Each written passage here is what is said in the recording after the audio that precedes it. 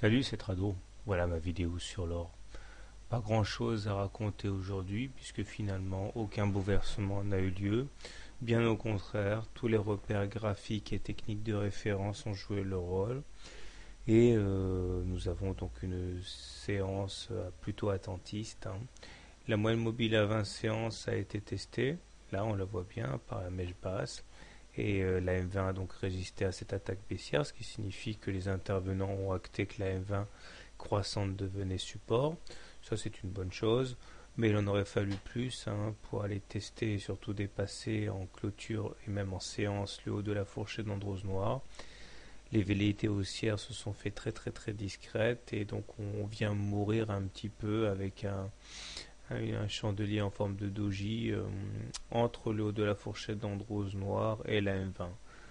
Donc rien à mettre de significatif dans cette rubrique, à part peut-être le momentum qui bascule positif et qui se joint donc au stochastique pour apporter un petit peu d'optimisme pour la suite des événements. On attendra quand même que le MACD passe au-dessus de son signal pour adopter une posture clairement positive.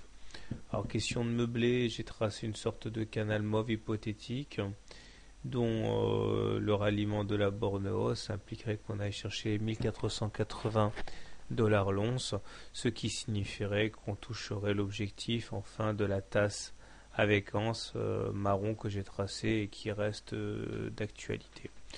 Donc voilà, on remarque également un resserrement des Bollinger. J'en parle pas souvent des resserrements de Bollinger, ça veut dire que la volatilité se contracte.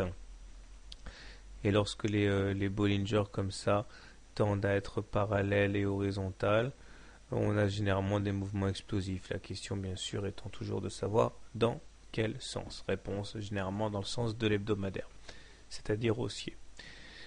Alors, si vous êtes haussier sur l'or, eh bien, tout naturellement, la situation la plus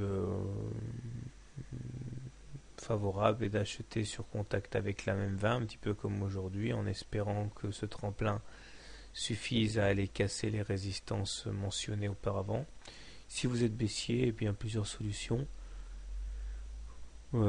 Préférablement shorter le haut de la fourchette d'Androse noire, puisque a priori c'est ça qui bloque les cours. Sinon, puisqu'on est au-dessus d'une M20 croissante, eh bien vous commencez à savoir, hein, je suis donc haussier. Donc préférence pour moi aux achats sur support qu'aux ventes des résistances. Voilà, bonne soirée, bon trade et à demain.